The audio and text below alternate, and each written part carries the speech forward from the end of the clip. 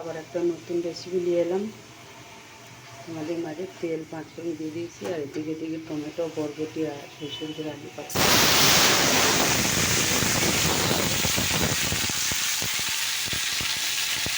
আর দেখো এখানে তেল আছে, আর একটা পাঁপড় দিয়ে দিলাম। দেখো বন্ধুরা, পাঁপড় ভাজা হয়ে গেছে। এই দেখো এখানে তেল আছে, আর একটু তেল দিতে হবে। এই দেখো কাঁচা লঙ্কা দিয়েছি, তেল একটু দিলাম, আর এদিকে দেখো আলু পাতা দিই।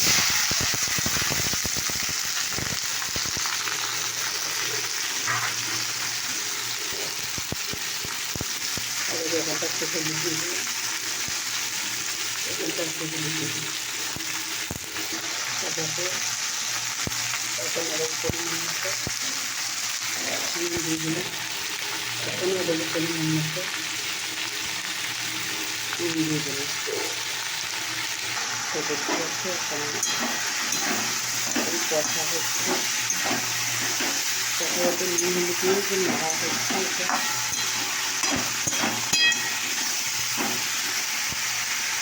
এইদিকে দেখো এই আলুটা হচ্ছে ভাজা। সেটা একটু বুঝতে একটু লঙ্কার গুঁড়ো দিলাম, লঙ্কার গুঁড়ো দিয়েছি, আর কিছু দিইনি। তো দেখুন জল বেড়ে দিলাম, এবার ঢাকা দিয়ে দেবো। তো দেখো বন্ধুরা, দেখুন তাতে কিন্তু সম্পূর্ণ ছোঁকা তরকারি, ছোঁকা রেসিপি বানালাম। এটা করে একটুখানি সেদ্ধ হবে, এদের কাজে হবে। তাও হয়ে এসছে, বুঝতে পারছি তা হয়ে গেছে। দেখো বন্ধুরা, দেখো আমার এখন রেসিপিটা কিন্তু সত্যি হয়ে গেছে। দেখো ছোকা রেসিপি, বুঝতে পারছো, 5 ফোড়ন দিয়ে ছোকা রেসিপি। নুন হলুদ দিয়ে একটু করে নেড়ে নিয়েছি, ভাজা ভাজা করে নিয়ে তারপরে তোমার একটু লঙ্কার গুঁড়ো দিয়েছি, দিয়ে সেদ্ধ করে নিলাম। এই দেখো না কত সুন্দর ছোকাটা দেখছো। এটা খেতেও খুব ভালো লাগে, জানো তো, কোনো মশলা না, এটা পেটের পক্ষেও খুব ভালো, প্রচণ্ড উপকার। তো তোমরা এরকম রেসিপিটা ঘরে বানিয়ে দেখো কীরকম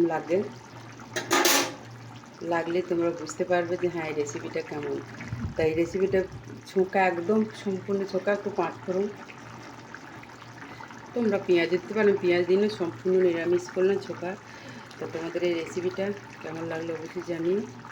প্রথমত যারা দেখোনি তাদেরকে আবার বলে দিচ্ছি, তেল 5 ফোড়ন দেওয়া হয়েছে, দিয়ে তারপর বরবটি, আলু, টমেটো একসঙ্গে দিয়ে একটু নুন হলুদ দিয়ে ভালো করে একটু ভাজার মতো করে নিয়ে জল ঢেলে দিয়েছি, দিয়ে তারপরে একটু লঙ্কার ওই নাড়তে নাড়তে একটু লঙ্কার গুঁড়ো দিয়ে দিয়েছি, পরিমাণ মতো যে যেমন খাবে করে দিচ্ছি। আমার এই রেসিপিটা যে তোমাদের কেমন লাগলো অবশ্যই জানিও।